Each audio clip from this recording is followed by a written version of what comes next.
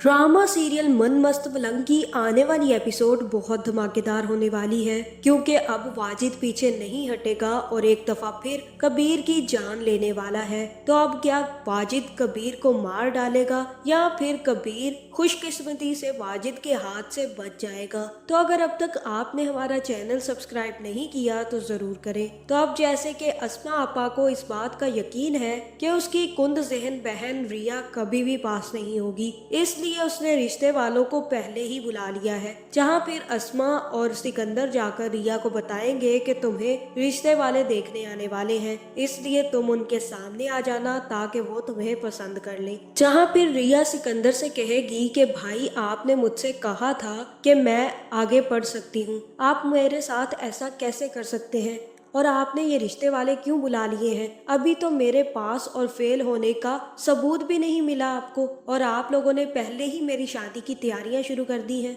जहां फिर सिकंदर कहेगा कि अब क्या हो सकता है, अब लोग तो वो आ गए हैं ना, इसलिए अब कुछ देर के लिए वहां पर जाकर बैठ जाओ। जहां फिर अस्मा रिया को तैयार करके रिश्ते वालों के सामने बिठा देगी, जहां फिर रिश्ते वाले रिया को पसंद करके चले जाएंगे। जिसके बाद रिया अपनी बहन से कहेगी कि इन लोगों ने तो मुझे पसंद कर लिया है और अगर मैं पास हो गई तो आप फिर भी मेरी शादी कर देंगी। जहां फिर अस्मा रिया से कहेगी कि देखो रिया, अगर तुम पास हो गई तो हम तुम्हारी शादी नहीं करेंगे, लेकिन अगर तुम फेल हो गई तो करनी तो है ना। चलो अब हमारे पास एक रिश्ता तो होगा कि तुम फेल हुई तो तुम्हारी शादी कर देंगे। अब तो बस मुझे तुम्हारे रिजल्ट का इंतजार है। जिस दिन तुम फेल होगी ना रिया, उसी दिन मैं तुम्हारी यहाँ से डोली उठवा दूंगी। जहाँ ये सुनकर रिया को काफी ज्यादा गुस्सा आएगा और उसके बाद रिया कश्यप से कहेगी कि अब तुम बताओ क्या करना चाहिए। वो लोग तो मुझे पसंद करके चले गए हैं, मैं ये रिश्ता हर हाल में तोड़वाना चाहती हूँ, तुम बताओ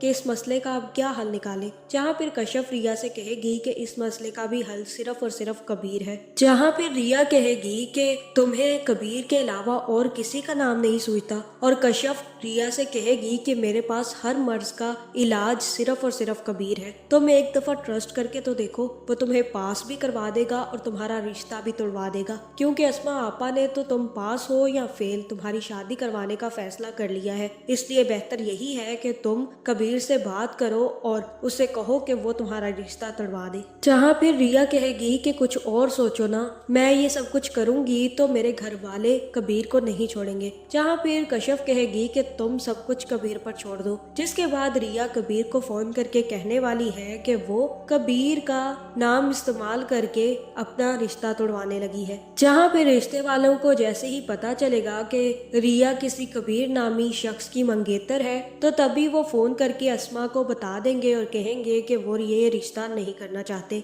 जहाँ फिर ये बात जैसे ही सिकंदर को पता चलेगी तो वो काफी ज्यादा गुस्से में आ जाएगा और सीधा कबीर के घर पहुंच जाएगा। जहाँ कबीर सिकंदर को देखकर कहेगा कि क्या बात है, तुम आज यहाँ पर क्या कर रहे हो। जहाँ फिर सिकंदर कहेगा कि मैं इससे आज नीच और घटिया हरकत का जवाब मांगने आया हूँ, और ये सुनकर महबीना भी गुस्से में आ जाएगी और कहेगी कि क्या किया इसने जो तुम उससे ऐसे बात कर रहे हो। जहाँ फिर अस्मा कहेगी कि आपके बेटे कबीर ने मेरी बहन रिया का रिश्ता तोड़वाया है, ये चाहता ही नहीं है कि रिया की कहीं और शादी हो, कहीं ये पसंद तो नहीं करने लग गया। और तब सिकंदर महबीना से कहेगा कि अपने बेटे से कहें कि मेरी बहन रिया से दूर रहे, आइंदा अगर ये मुझे रिया के करीब भी नजर आया तो मैं इसे जिंदा नहीं छोड़ूंगा। जहाँ कबीर तो रिया को देखकर काफी ज्यादा खुश होगा और रिया भी बता देगी कि हाँ काम हो गया और रिश्ता भी टूट गया। जहाँ फिर महबीना कहेगी कि मुझे तो यही लग रहा है कि ये सब कुछ किया धरा तुम्हारी बहन का ही है,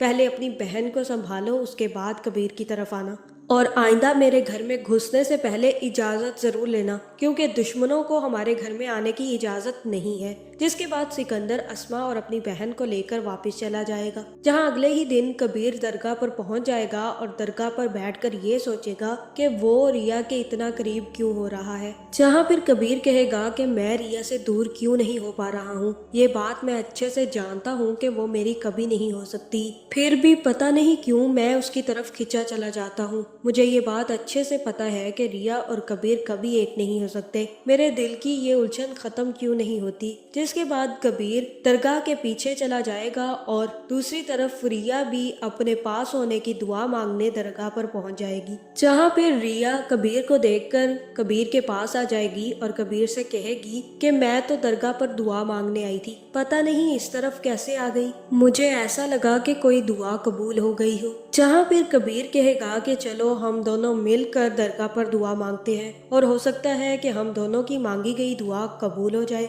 जहां मुझे तो यही लग रहा है कि कबीर रिया को लेकर दरगाह पर दुआ मांगने पहुंच जाएगा और जैसे ही रिया और कबीर दुआ मांग रहे होंगे तो वहां पर वाजिद भी पहुंचने वाला है। जहां फिर वाजिद जैसे ही रिया और कबीर को एक साथ देखेगा तो उसे काफी ज्यादा गुस्सा आने वाला है और वो यही सोचेगा कि अब दोबारा से उसके प्लान को एग्जीक्यूट करने का वक्त आ गया है। अब जबकि यहाँ पर रिया भी मौजूद है, वो भी कबीर के साथ, तो अगर वो कबीर को यहाँ पर गोली मार दे तो मुबीन और सब लोगों को यही लगेगा कि रिया कबीर के साथ खड़ी थी, इसी वजह से सिकंदर ने कबीर को गोली मार दी। जिसके बाद मुबीन सिकंदर को नहीं छोड़ेगा और ये लोग आपस में ही लड़ मड़ जाएंगे। जहाँ मुझे तो यही लग रहा है कि यहाँ पर वाजिद अपनी गन निकालेगा और दोबारा से कबीर पर हमला कर देगा। अब इस दफा क्या कबीर बच जाएगा या फिर मर जाएगा? आपका इस बारे में क्या ख्याल है, कमेंट करके जरूर बताएं। मुझे तो यही लग रहा है कि इस दफा भी वाजिद का निशाना चूक जाएगा और कबीर अपनी जान बचा लेगा। जिसके बाद कबीर काफी ज्यादा हसास हो जाएगा और उसे ये बात का एहसास होगा कि कोई अब उसकी जान लेना चाहता है और वो हर हाल में कबीर को मारना चाहता है और वो तभी कबीर पर हमला करता है जब रिया उसके साथ होती है। जहां अब कबीर जल्द से जल्द इस दुश्मन को निकालने की कोशिश करेगा और जिस दिन वाजिद कबीर के हाथ आएगा तो कबीर वाजिद का बहुत बुरा हाल करेगा। आपका इस बारे में क्या ख्याल है, कमेंट करके जरूर बताएं और ऐसी वीडियोस देखने के लिए हमारे चैनल को सब्सक्राइब करना ना भूलिएगा।